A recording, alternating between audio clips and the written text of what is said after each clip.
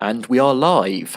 So, welcome everybody along to the Real United Talk YouTube channel as we indulge in the post match review of the Manchester United versus Leicester City match. Playing away ended in a 2-2 draw. Quite a thrilling time, anyways. Sort of went back and forth overall. And I am joined by Dia. How are you, Dia? Hello, George. Hello, everyone. Welcome to the Real United Talk. Thanks for watching. I'm doing good, mate. Happy Merry Christmas to Excellent. everyone, Yep. wherever you are. Indeed, yeah. Merry Christmas to all our viewers around the globe.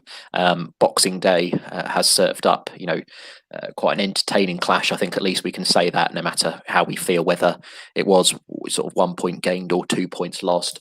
But yeah, it's obviously excellent to sort of see football really during the festive period, at least, and.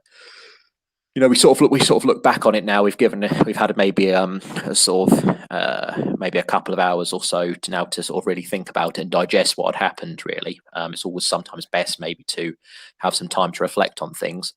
Exactly. I suppose maybe I'll sort of start, dear, with do you think that in the long run this will be seen as 1 point gained? So it was almost a positive result when we look at it at the end of the season, or do you think it'll be 2 points lost in terms of our ambitions for the season?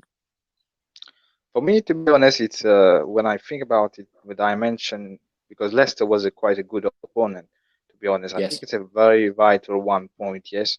But it all depends on how the other team now will conduct themselves, like Liverpool. Like if Liverpool, if they take the same flow like they did last season, we might suffer. So if we go consistent, we try to now keep on winning and try again to go with that the rate. That would be good. But as far as I'm concerned, if we tried every single time we lost on because of defenders, like silly mistake, like it cost us badly. So it Yes. is a two-way flow. But for me, if I hope Liverpool get to lose some point, but Yes. if that is the opposite way, then we don't have any chance, maybe, and maybe it will be difficult for us. Yeah, Yes. Yeah, as I sort of echo those sort of sentiments, really. We'll have to see now what happens with Liverpool over this period. yeah, We know that Liverpool do have and have had in previous seasons an element of consistency where they have won many games consecutively. So it will be interesting, let's say, to see now what happens with regards to that, whether we're needing now maybe a few snookers to actually sort of like catch them now.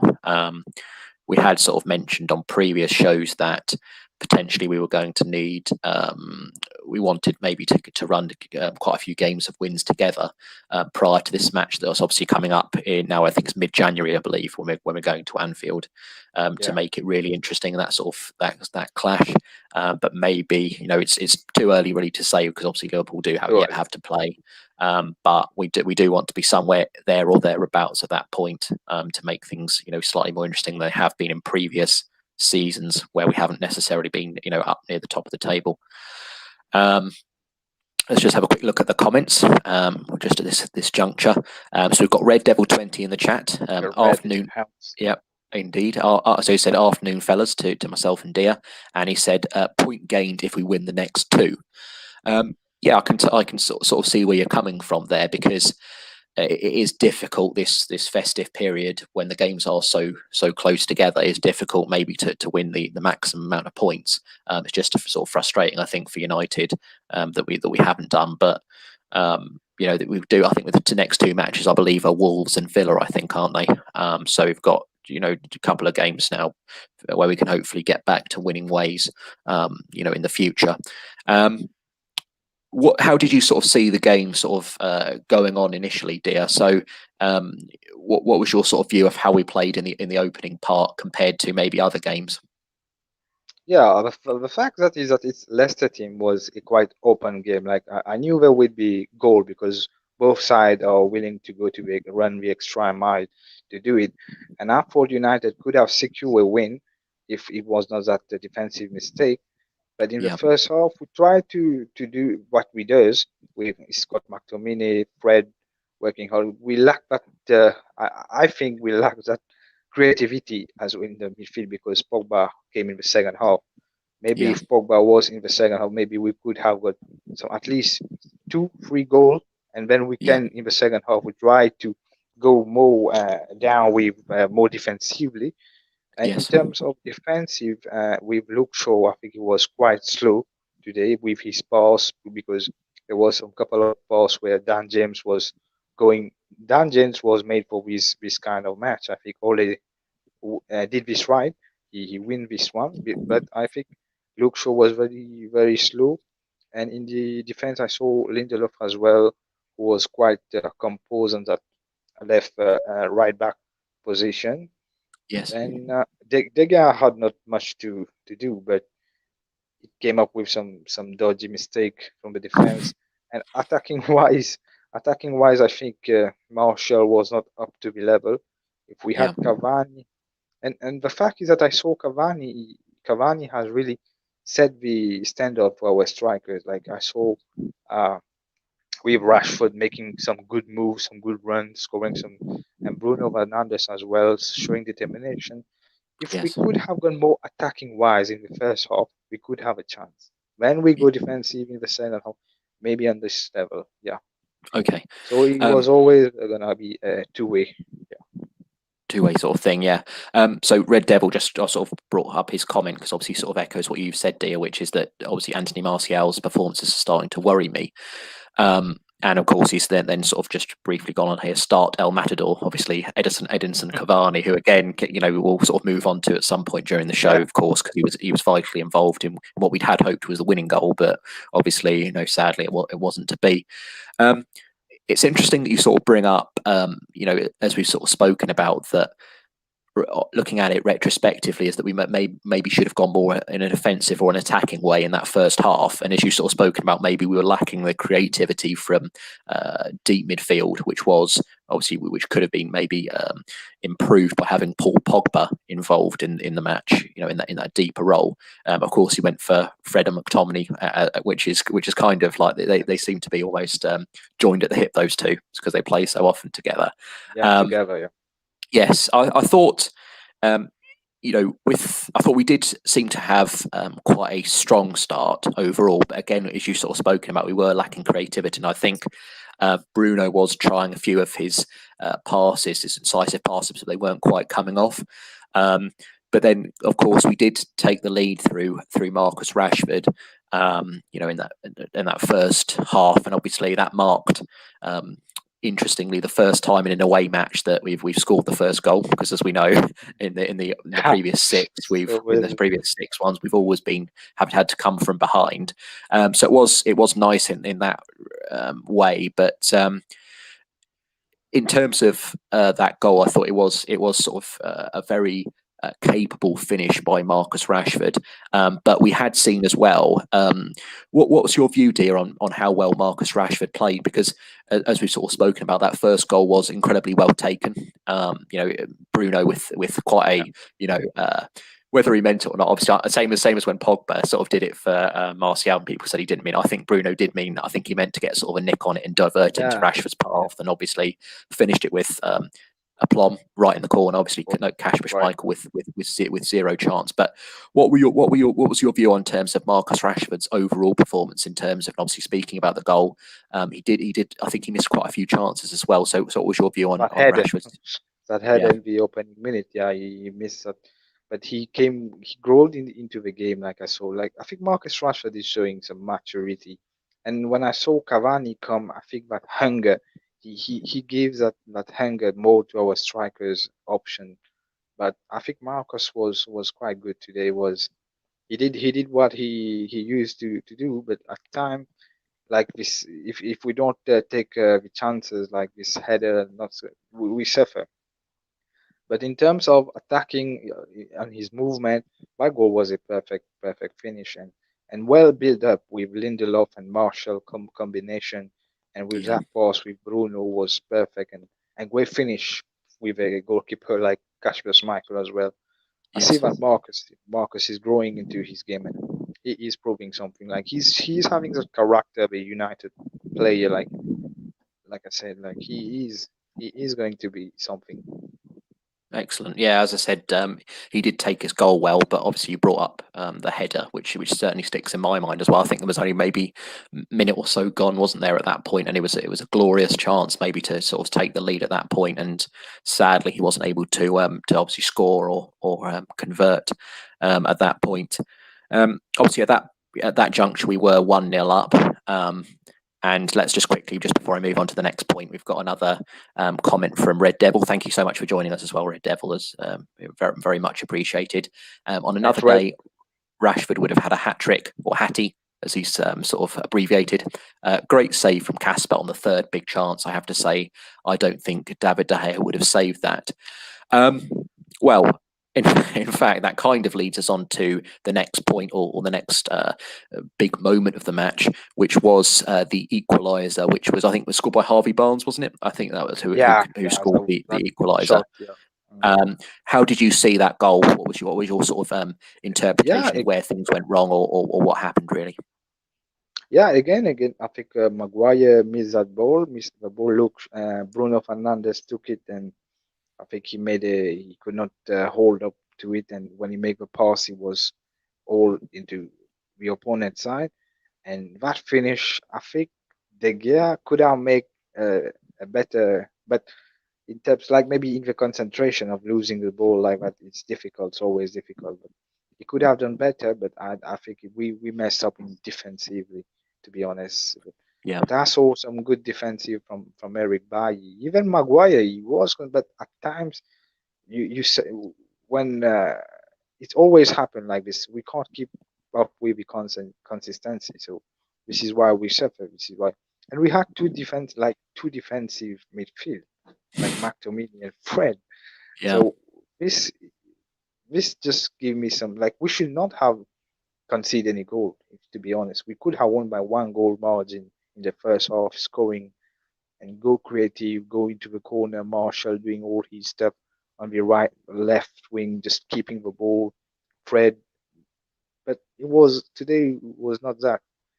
We did play well, but we could not stick to that, like a plan. Yes. The plan accordingly. So this is what I thought about. It seems to me that Ollie, we are struggling in that defensive mindset, because also I saw quite a great statistic that said that 7 times out of the 14 matches we've played in the Premier League, we've conceded at least 2 goals. And it is quite, it must be quite frustrating, obviously, for Ollie, to see that we are conceding so many goals, especially after we spent quite a bit of money, let's say, on our defence overall. I mean, we've probably got one of the most expensive back lines in. I don't know if you heard about Harry Maguire. I think making a record on playing time for United. He's been playing every match. If it was not but lockdown, I think he would have been more. He's been playing almost sort of every game and every week.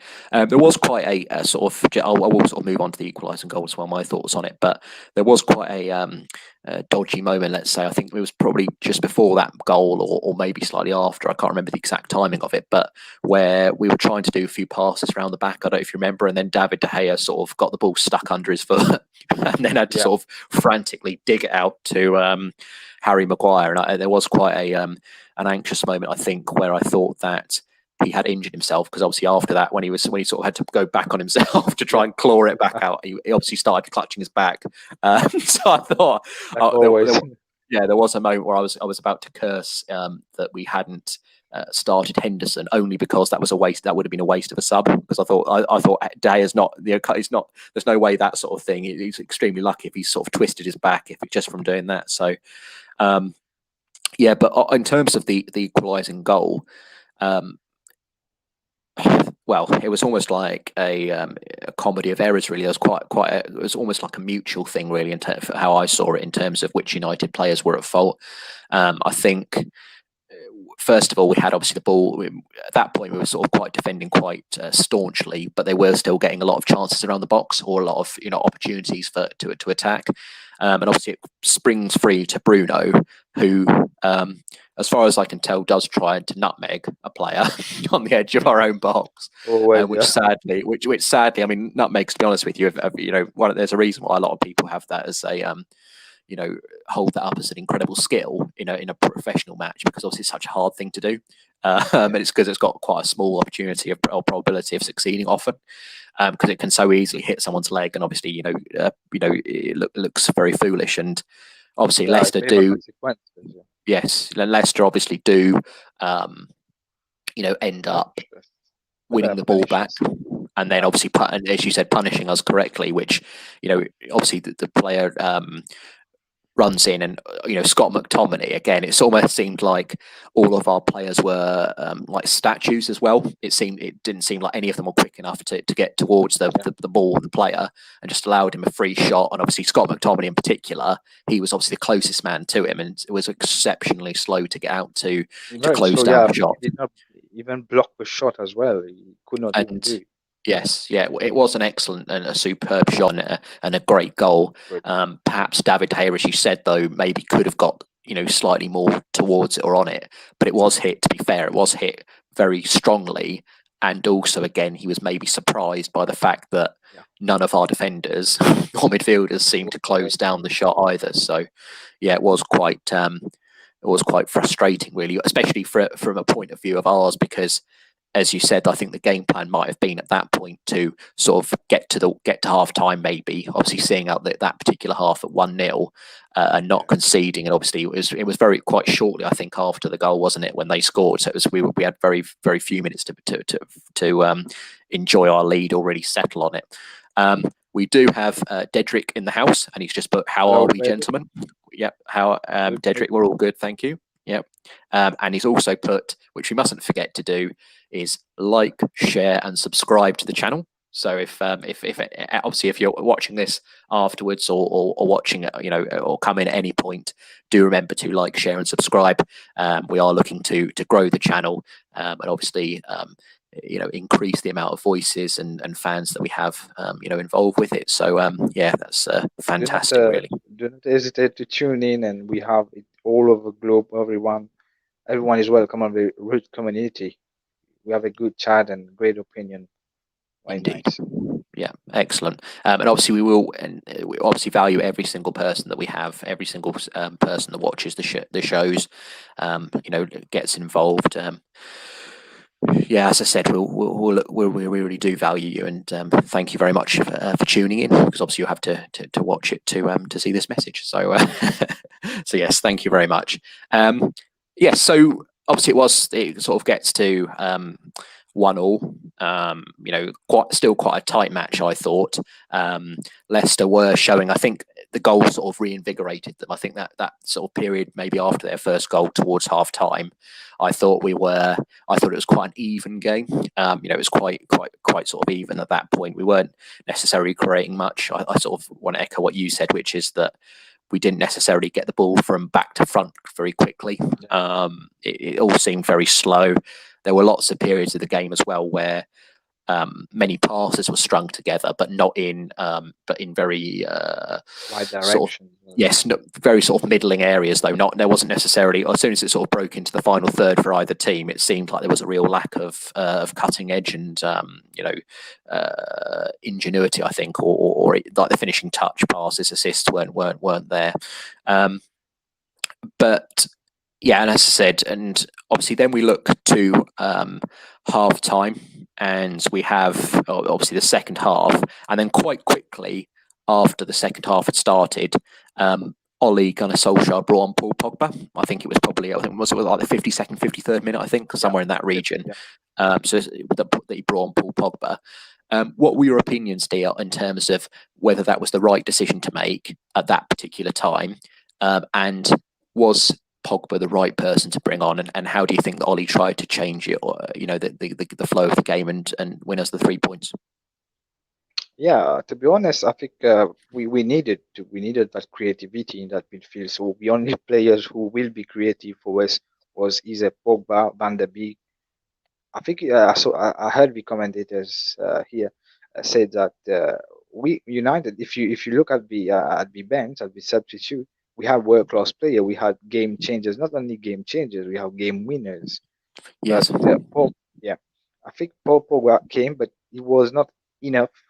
I think we could bring at least because Marshall was, quite a very poor game. If we could bring Cavani, because he has that presence, that character in him to really deliver in such game, Yeah. it will have been good for his confidence as well. We had Greenwood as well. I think Ole had all the tools required to make a difference, but I think it was poor in terms of substitution. We had the quality, and also if you, I don't know what if Ole is the coaching of Ole is, because he's a great striker, yes, but in terms Yeah. of coaching, I'm questioning this, because we don't really, we have some quality defenders, but not that, maybe in the coaching we are not that, in terms of defense it's not that appropriate for us. But like you're saying, Paul Pogba was not, he was going to make the difference, but he alone could not do it, because it's a Yeah. huge pressure on his shoulder. Like I said to you, if we had him in the first half, maybe we could have got 2-3 goals, and then in the second half we try to be more conservative. We try to keep the ball going, like we bring Greenwood on, or like on the left channel corner, try to do something, but don't expose us like Yeah. in the defense. Like, so this is my opinion about it, to be Yeah. honest, mate. I think that sort of brings us on nicely. I think, to sort of the team itself, because you've mentioned as well that we had quite a few world class players, or at least quite a lot of quality on the bench, and it was certainly something that I'd noticed, which was that often when you have there is a certain difficulty. I can't remember. Obviously, there have been arguments for 5 substitutions now, to be introduced in the Premier League. But of course, still at present, we are only limited to, or Ollie would have been limited to 3 substitutions. And I think when we had so much quality on the bench, because obviously you've sort of mentioned Cavani, who can definitely make a difference. Mentioned Greenwood as well, Pogba, Van der Beek as well. We had almost an embarrassment of riches on that bench. And sometimes it's obviously mathematically it's difficult for him then to obviously force or get all those players on the pitch when things aren't necessarily going so positively. And obviously you've mentioned that it was quite a burden for Paul Pogba to shoulder alone, obviously coming on at that point, even though he would look to make the difference. Obviously the game itself, I think, was quite scrappy still. Even when Pogba was playing, I think we were sort of struggling. I had thought that when Pogba came on, I think Ollie sort of moved it to having more bodies in the midfield, and we'll just take Didrik sort of comment off momentarily. We had sort of moved it so that we had more bodies in midfield, but I did think that still there was that lack of real quality. I think although we were imposing ourselves and we were having opportunities and chances, there was maybe the odd decision that went awry. Of course, we remember that Anthony Martial himself had the ball in the back of the net in that second half. Yeah, quite unfortunate, really, because yes, because obviously Kasper Schmeichel didn't necessarily seem to actually care. It was incredibly close. So he thought it obviously was offside, but actually it was. Even then, even when we look back at it, in slow motion, you were sort of hoping, because you hadn't. Obviously, for myself anyway, you don't necessarily pay too much attention to where players are on the pitch, and what I was hoping was that Martial was in his own half when obviously the ball was played. But I was sort of hoping that that was how he was going to sort of get out into being onside, but unfortunately there was no dice on that. Again, Ollie obviously tried to change things again. I think, and obviously we had Victor Lindelof. Sadly, went off, didn't he?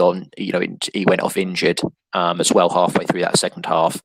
I'm not quite. Hopefully, that's going to be something that's not quite serious. It's going to be a minor knock, because we do need him. Ollie definitely rates him as well, and if he's going to persist with defenders and so forth, we do need Lindelof. So it was sad to see him go off, and obviously Tuan Sabi came on for only a second game, I think, of the Premier League season.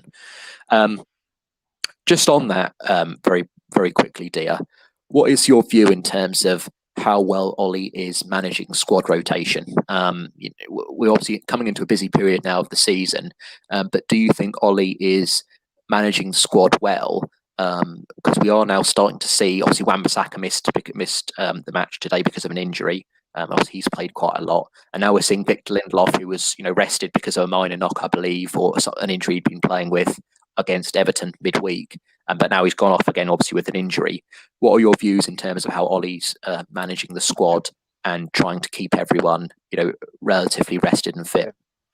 While the match I was reflecting on that, to be honest. I saw him. He's giving the chance to everyone, like fairly, like he's really doing it. I think he's mastering this well.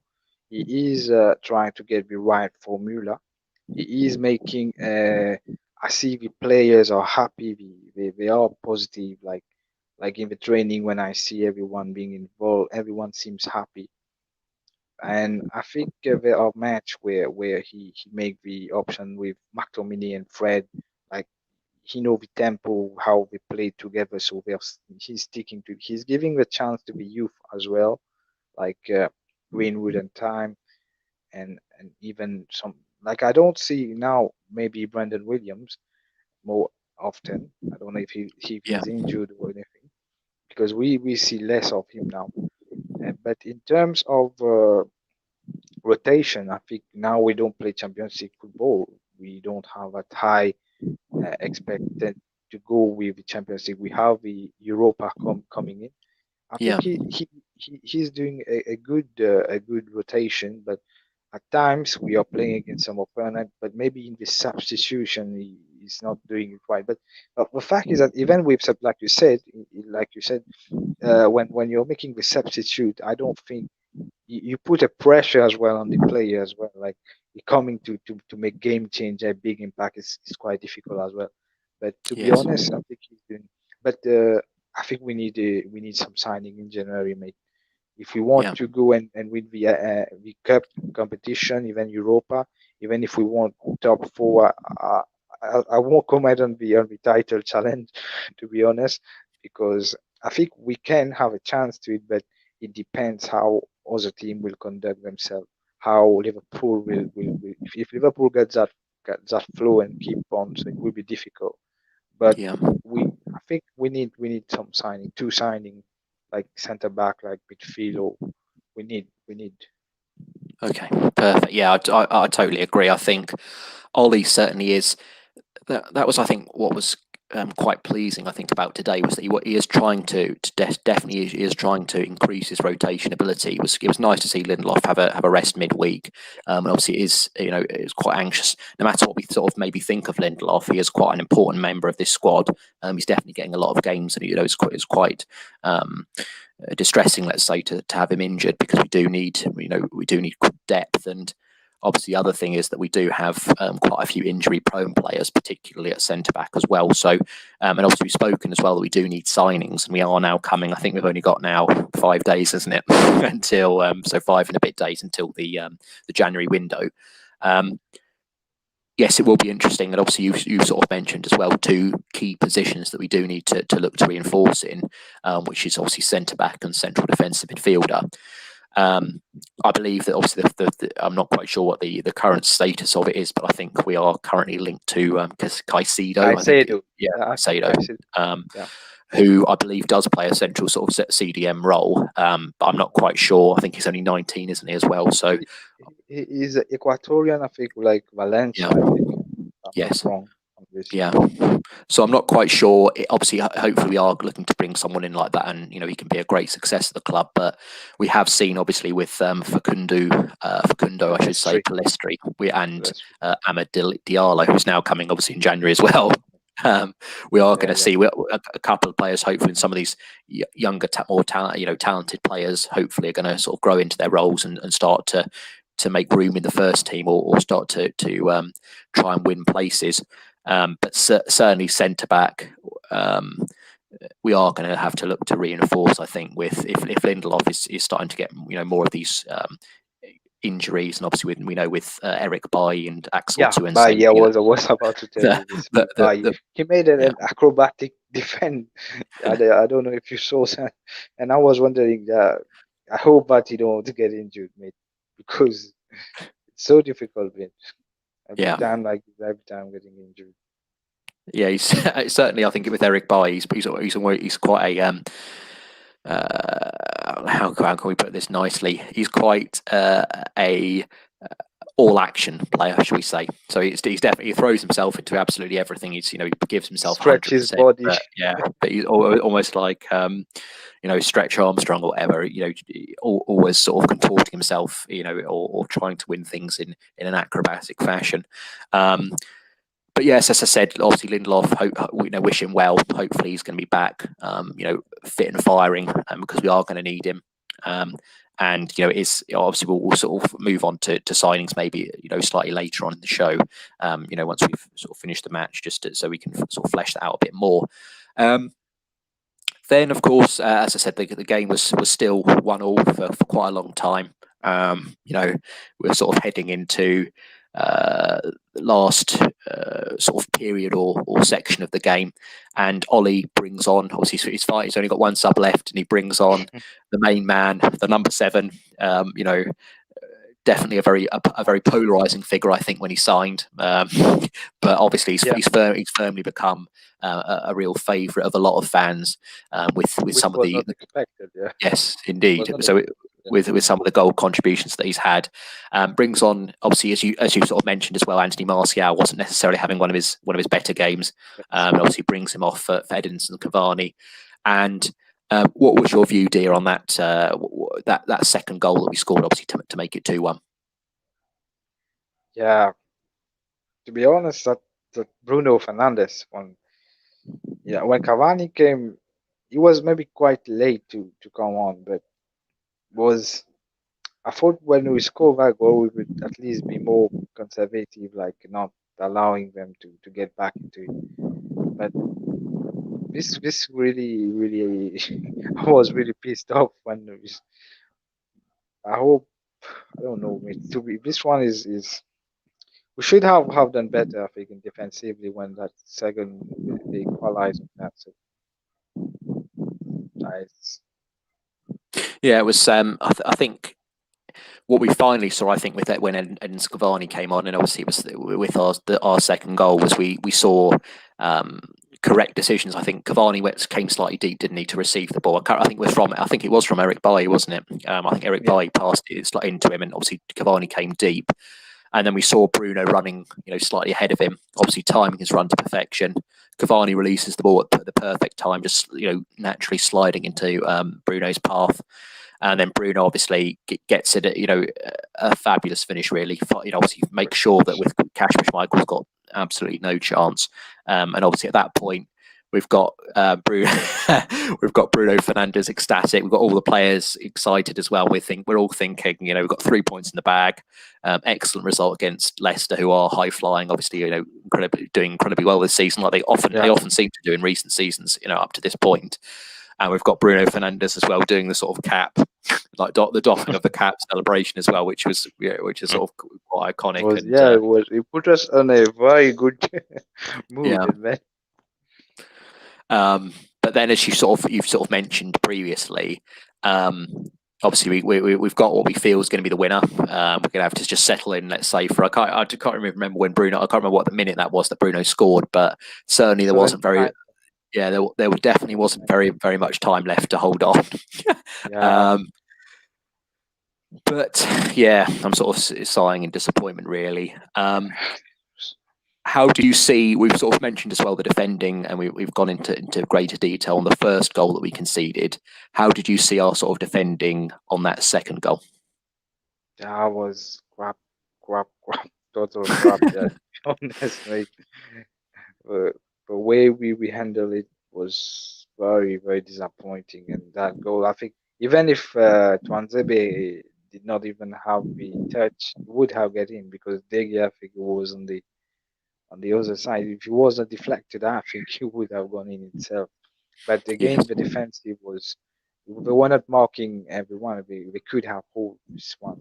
They have stick to it, but no chance. I think we do pretty well, but then there are a time where we get exposed, and when we get exposed, we really do get exposed. It was a shame to concede it. Yeah, it was quite difficult, really, to sort of say that any singular person was at fault. Really, it was almost like a collective malaise or just general apathy towards what was an important 3 points. I think almost everyone seemed to in that moment to go to sleep. Vardy, I think, was the only actual, as you sort of mentioned, I think they had their other player slightly behind Tuanzebe, who, as you said, might have converted eventually, but certainly in the centre of the defence, Vardy was definitely the only sort of person that was in the goal area and sort of wriggled free, didn't he? I think Vardy was quite kept silent today, but less only that goal who gave him this opportunity, but he was kept silent. Yes. If you see the first half, he didn't have had any real chance, but that bounce was very good today. Yes, I think. Yeah, I think, as you said, Vardy was. That's probably definitely a point of frustration, I think, for all of our fans, and obviously it must be for Ole Gunnar Solskjaer and the players as well. Is that overall, if we take the entire game into consideration, I think we did limit them to how many chances they had, and I think that's probably the most annoying thing is that our defence were very rarely tested, but almost every sort of major chance they had was a goal. And obviously, Tuanzebe very unlucky, in the end to what has now been sort of accredited by the Premier League as an own goal because of his touch on it. Very unlucky in many ways, and obviously that sort of summed up maybe our afternoon. It was if something could go wrong in that defensive part, it did. Because really Vardy was almost until that point was almost non-existent. Really, it had very little service. I think that's what we see when Eric Bailly plays maybe with Maguire, and I certainly saw it in terms of the overall flow of the game, is that we are able to play that higher line, and I think Vardy definitely relies on that, on the fact that obviously his pace on that, and sort of getting in behind. But obviously with Eric Bailly there, maybe Vardy is quicker than Bailly, but it's very close. And I think in a sprint, I'd still bank, especially if Eric Bailly is going to throw himself, I'd still bank on Eric Bailly, getting there. But yeah, and obviously then it was 2-2. And at that point, I think I was 85 minutes, wasn't 85, 86, somewhere in that region. So it was only a few minutes left. And we sort of huffed and puffed, trying to sort of get that winning goal. But sadly, to no avail. And I suppose the only other sort of point I wanted to bring up specifically about this game was, what did you think about Bruno's potential for a red card in that match? Because there was, I think Bruno he's a lad who has that leadership and character in him, that he's so passionate. So at time referee might let him go, but at time it depends on the referee's mood as well. like he was arguing with the referee with that he snatched that ball, he tried to kick the ball away, and then he tried to push players as well.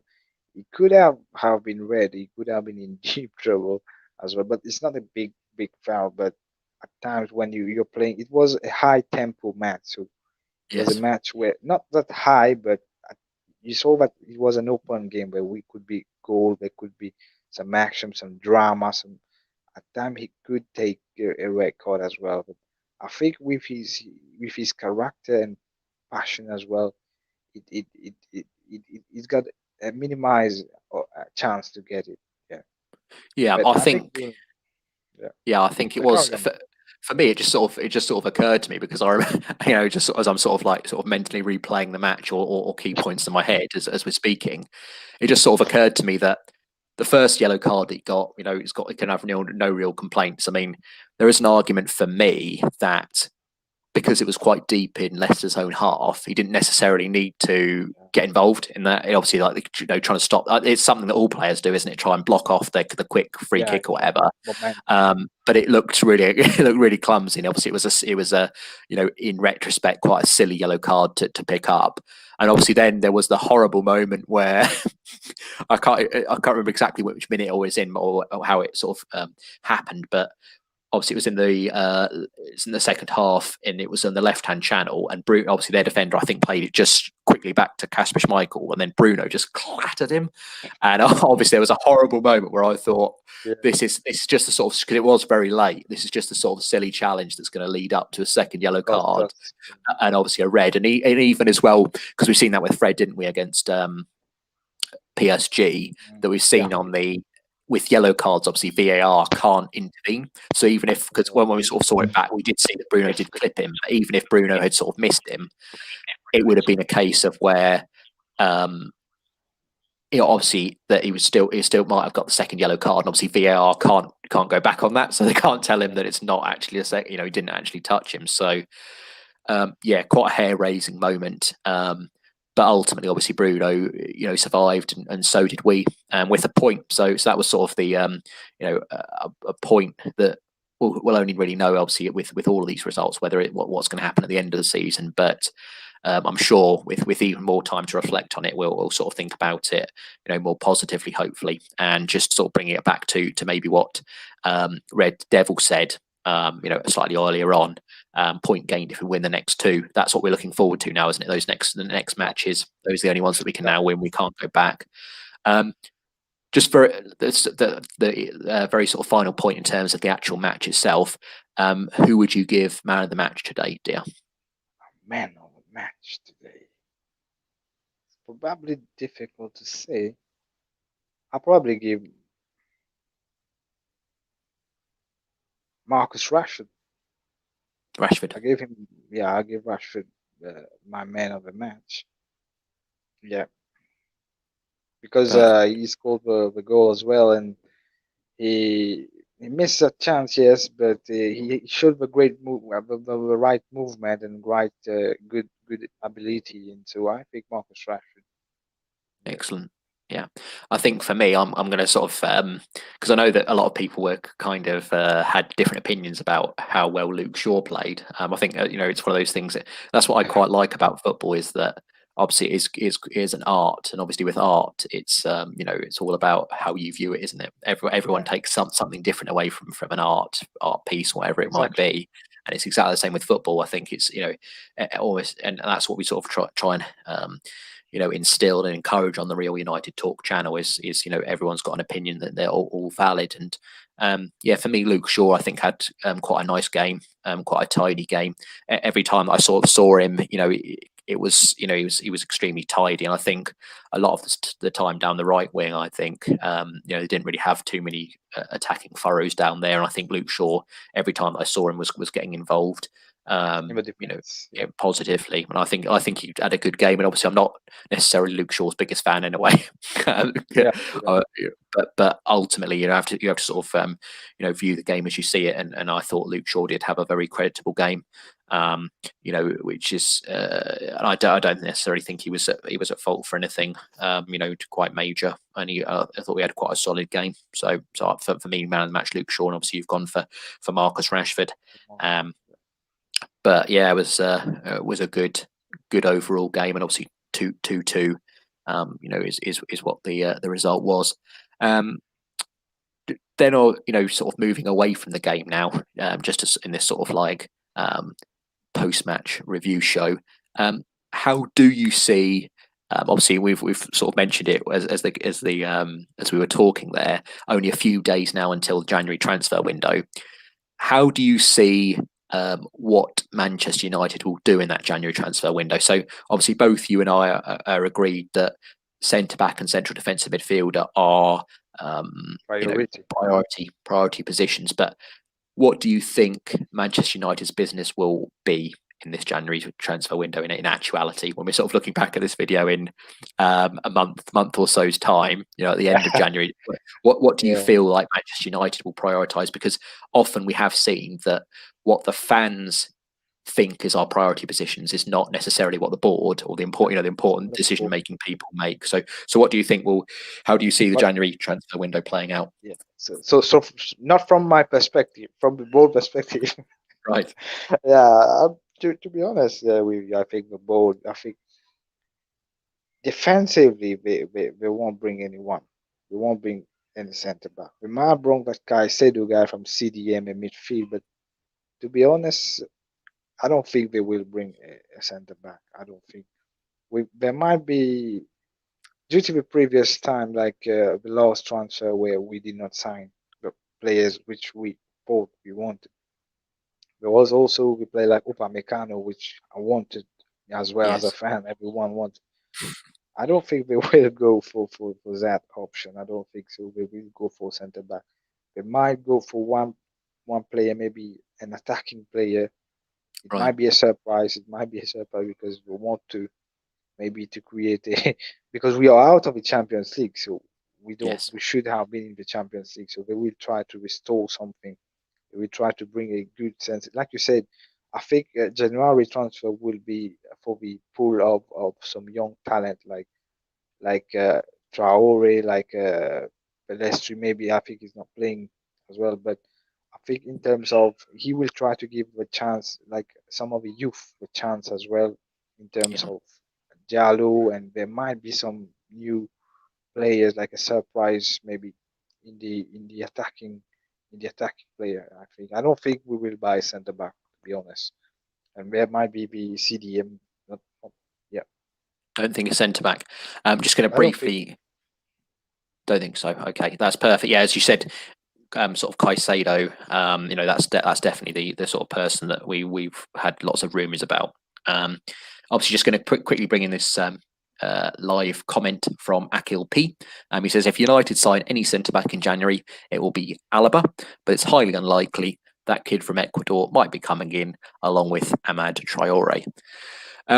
Yes, no, it's quite frustrating. I think in many ways, how it's definitely something that we've spoken about on previous shows, and it's definitely a concern within the United fan base how our board and our transfer policy is in terms of how we run it. It's whether the bottom line is the money, or whether the bottom line is success on the football pitch, and that's ultimately what again is going to be reinforced in January, because obviously we are in a very good position if we look at it, overall in a good position in the league.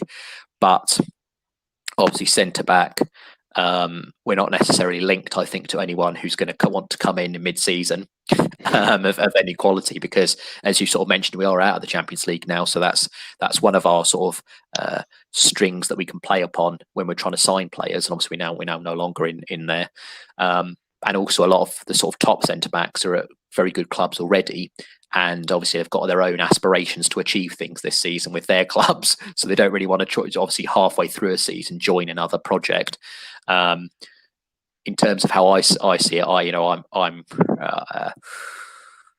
I'm reluctant. I'm reluctant to think that we're going to buy anyone as well. Caicedo, I think, could be someone we bring in, because I think the other positive thing with him from the board's perspective is that he's quite cheap. I think I sort of maybe is it €5 million? I think somewhere like that bandied around. So that's obviously a big win for the board, good because business. yeah, exactly.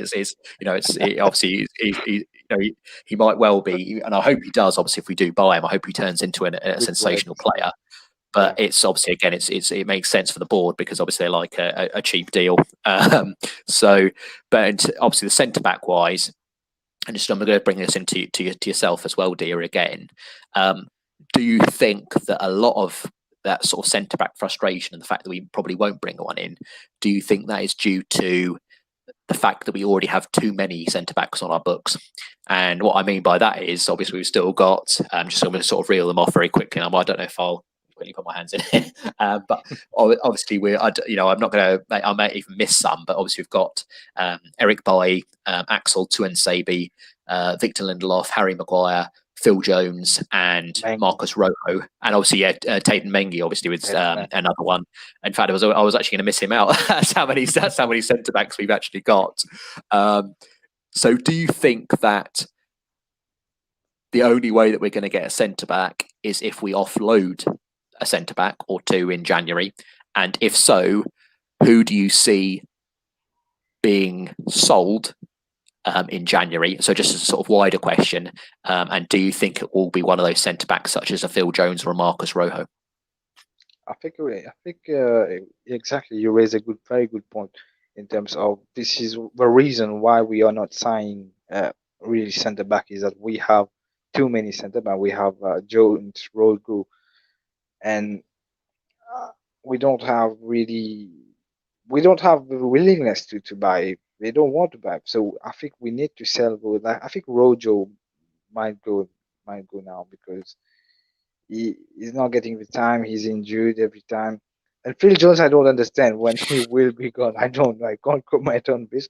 I don't know what the agenda is behind Phil Jones. If he get injured again, he's gonna stay next season again. Yeah. I don't see Phil Jones getting out of his club. I see only maybe Rojo, maybe because he's a fighter. I think he would want to play football, and if he is the one who can go like Smalling did, like they try to have a fresh air, a branch of fresh air, and Yes. so we need to sell definitely, but I don't think it will be the case. It is sad, but I don't think it will be the case. Yeah, I think sort of for us, we've sort of spoken about centre backs and obviously who we're going to sell. I think the only sort of person I was just as like you were sort of speaking about players who are, you know, injured or haven't really been involved with things this season. I think another sort of player that will probably get his move eventually or this January is obviously Sergio Romero. We know that his obviously his partner was quite vocal about the fact that he didn't get his move when he Yeah, has been. I know all of us would agree. I think that he has been brilliant. a very Yeah, good servant for the club. You know, he's very solid when he's come in, obviously in the cup competitions, and you know, almost I think maybe the best reserve keeper, you know, yeah. for many years, I think, in the Premier League. So, you know, he was definitely someone that he might move on. But obviously, moving on Sergio Romero is not is not a player that we necessarily need to move on. Although we want him to move on for his own good, and we thank him for his services. But obviously, you know, moving on a goalkeeper who is or I think a lot of clubs would want. I know, obviously, Arsenal, I think, are struggling as well with some of their goalkeepers as well. So they would, I think, I think welcome. Everton also wanted to have Yes, Romero. Yeah. yeah. So Sergio Romero, we know, is obviously a man in demand. So I think we will probably be saying goodbye to him, obviously, by the end of next month. But it's obviously finding these buyers for the centre backs if we are going to bring in a centre back. I think so. And what do you think about Lingard? Do you think he has a chance to go? I think with Jesse Lingard, I suspect he will still stay. Obviously, he was on the bench again today, wasn't he? I'm sure I saw his name on the bench. I Yeah, think it was, yeah. he So was. I was. obviously he's been injured, and to be fair to Lingard, obviously he's not someone who gets injured a lot.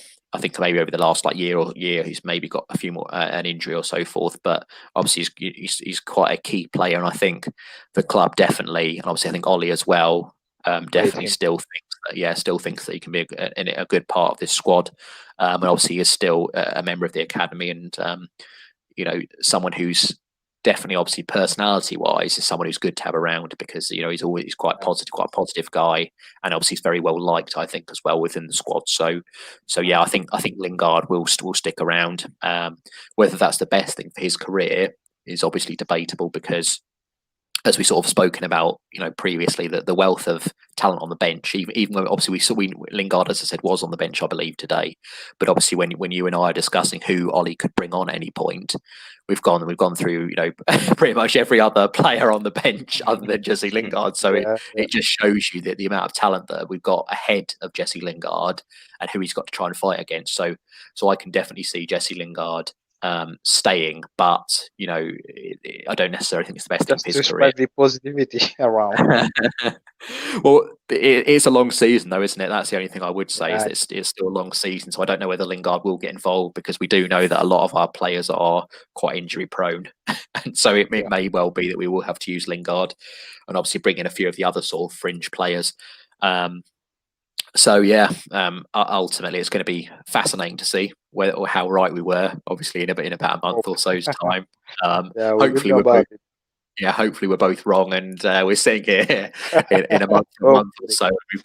We've got like literally about 4 or 5 players in key Yeah, positions because yeah, it'll be very positive. And the one thing I would say as well is hopefully, um, my final sort of message, if Ed Woodward or any sort of board member gets to see this video, is even if you don't bring in, and I hope you do as well, just so I do throw that in there. I hope you do. We'll get to see it. Yeah, but even if you do, only bring in maybe a player or two, obviously it's vital that we do get someone in centre back for me.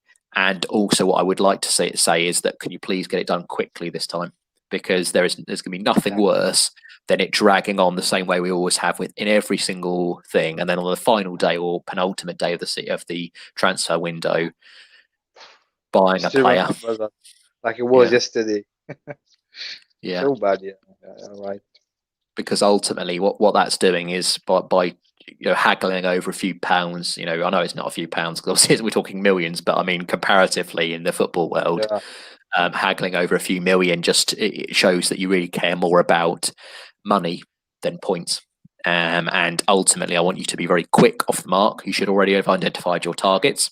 So if you are watching and you're scrabbling around looking at your target list, Ed, you should already have that in hand, and you should already have said to your chief negotiators or whomever you're getting to delegate. You should already have that in line. You should already have flights arranged for the 1st of January, 2nd January. Don't wait for the fax machine to get broken. Yes, yeah, we should already have buyers for play. If you do need to, I mean, I'm not privy to the exact finances of Manchester United. And if you do need to offload players to balance your books, you should already have identified buyers for your players. You should already out touting them around for January as well. So that's just a quick sort of light-hearted message, but with a very serious undertone to Ed Woodward and all the people in power at Manchester United. But yes, I think that's where we'll leave it, Dia. Did you want to shout out your socials at all? I know we sort of give an opportunity. Yeah, at Dia Onasala on Twitter. You can follow me, and I do some live stream also on FIFA 21. You can tune in and subscribe to the Real United Talk as well. Like, share, subscribe, and you are always welcome here for some good football opinion. Thanks, everyone. Yeah, absolutely Thanks, perfect, George, Dia. for hosting.